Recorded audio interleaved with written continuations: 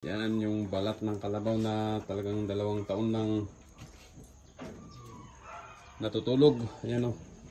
Pag tinugtog mo dyan ko. O ganon yung katigas.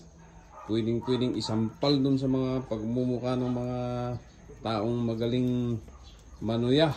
Nalaingag uyaw. Those who are mocking. Always mocking. Yan. Mga basher dyan. Mga basher natin dyan na mahilig mag-uyaw. Ipapang-or natin sa ulo nila. Yan o. Balat ng araw. Yan. Lulutuin natin yan para kainin natin. Yan o. Ipalo mo sa ulo mo, Jaco. Subukan mo.